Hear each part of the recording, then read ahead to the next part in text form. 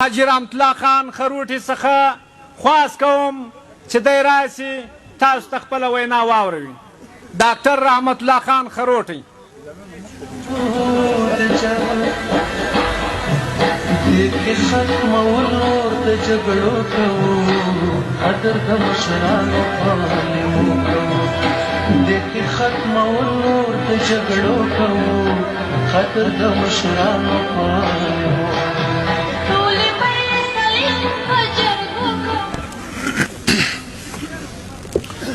نحمده ونصلي على عباده الكريم ونعوذ بالله من الشيطان الرجيم. اما بعد، تر ټولو له مخه د دغه پرتمینې درنې پښتني جرګې کنوینر نواب ایاز خان جوګیزی صاحب او د پښتون وطن محترم مصر محمود خان په دغه پنډال کې راټول علماء کرام، مشایخ، قبایلي سرداران، خانان د مختلفو ټبرونو علاقو بالخصوص د کوټې ډیویژن راغلي قدرمنو مشرانو او د دغه جرګې د منتظمینو ځوانانو ټولو ته السلام علیکم. زه ډېر ویاړم چې نن دغه تسلسل د جرګو چې له بنو شروع سوی و تر کوټې راورسېدو او په دغه امید دلته پنځه خبرې کول غواړم چونکې خلک ډېر دي او خبرې په مختلفو هر اړخیزه مجلسونه کېږي، که علما کرام دي، که پوهان دي، که ټیکنوکریټس دي، هغه د وطن په شتمنۍ په مسایلو باندې غږېدلي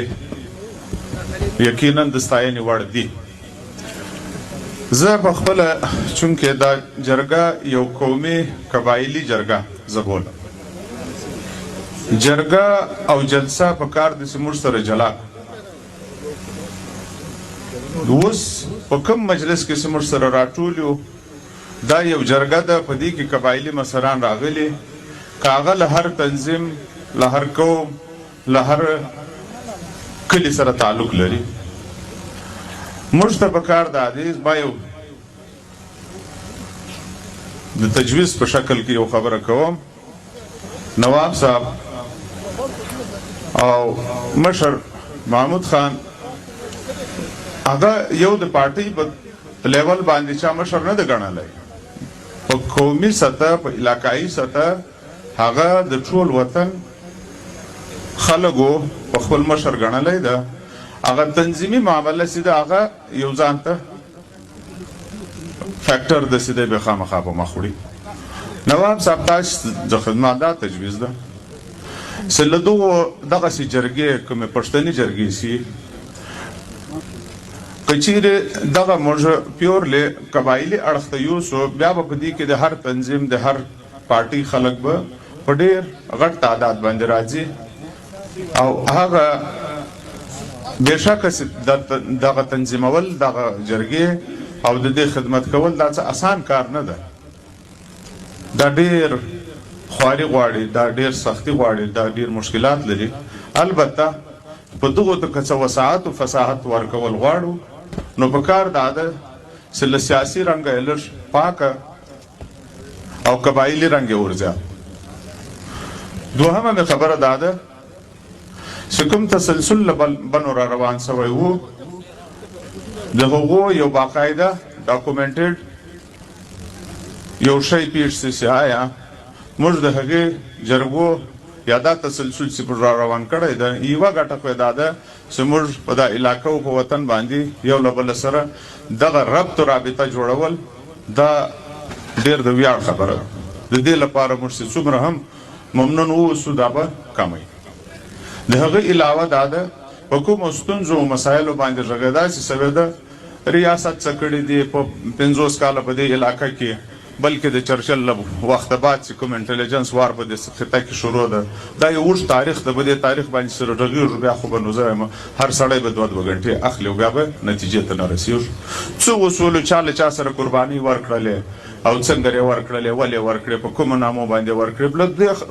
مجلسو ډېر ښه خبره ده ټول انسانان.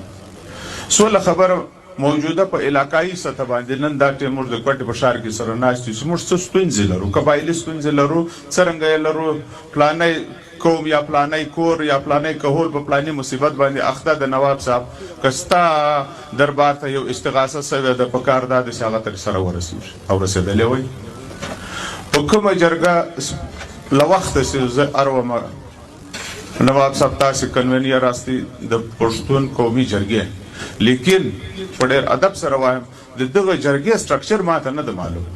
ماته د دې ممبرشپ نه ده معلوم چې دا څوک دي په دې کې ممبران، کوم قومونه دي، کوم مشران پکې شامل دي، څومره دغه وسعت او فصاحت اخیستی ده. البته نن په دې جرګه کې رالو موږ خبرې وکړلې، موږ به خبرې وکړو، موږ به په ډېرو مسایلو وغږېږو، موږ به په ډېرو شیانو وغږېږو. جنګ له ریاست سره کوي هغه د پارلمان په لیول باندې ده.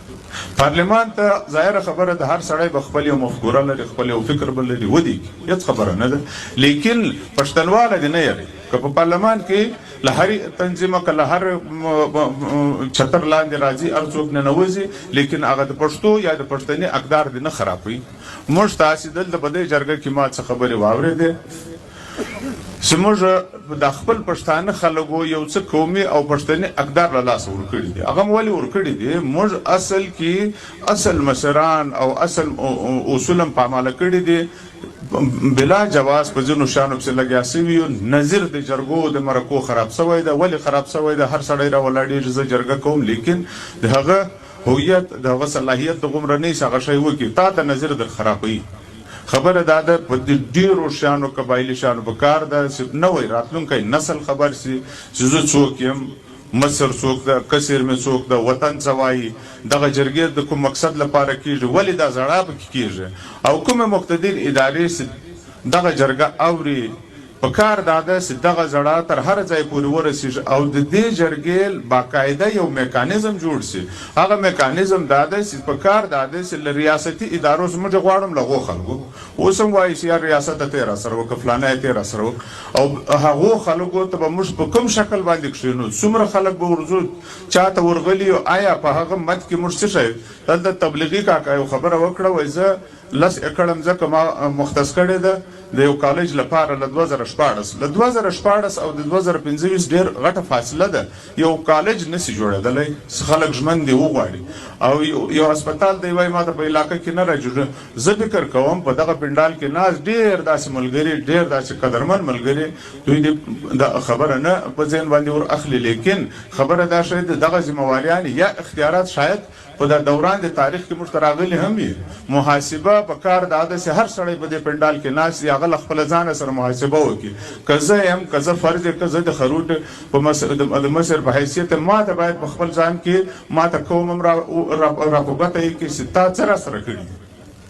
موږ په خالق زړو او که دلته ناست یو موږ هر انسان که هغه سیاست کوي، که هغه اقتدار ته راغلی ده، که هغه په وزارت تېر سوی ده، که هغه په MP په پارلمان کې تېر سوي دي، خبره دا شی ده اوله بهتره خبره دا ده چې محاسبه له خپله ځانه سره، له هغه بعده به بیا موږ له بل چا سره حساب کوو. خبره دا ده یو شعر وایي میوې د ازادۍ هغه ځوانان خوړلی سي په خپله د خپل باغه چې زاغان سړلی سي. مالیار چې شو کوي غوټۍ د ګلو مالیار نه دی، په ګل چې وي غمګین هغه مالیار ګڼلی شي. خبره دا شی ده که ما او تا په خپل ځان تر څو پورې خوا نه کړو بده خلک موږ ته هېڅ هم نه راکوي. دوهمه خبره دا کوم نواب صاحب دا تسلسل د دې شیانو ډېر ضروري ده او په کار دا ده چې موږ تاسې په دغو شیانو کې یو بهتر میکانیزم جوړ کو او د آینده لپاره د دغو جرګو یو تسلسل یي او هغه دغه هغه آوټپوټ یې راووځي، آوټکمز یې راووځي او که چیرې داسې چې موږ راسو کښېنو او بس صرف او صرف د دې لپاره چې رالو کښېنستو اوبه مړۍ مو وخوړله او بیا سبا نتیجه ورکوي مشر موږ ډېر په ادب سره تاسو ته وایو چې دغه سلسله جاري وساتئ او په دغه سلسله کې موږ په خپل سطح باندې هر څه تعاون ان شاء الله الرحمن د یو قبایلي وګړي په حیثیت باندې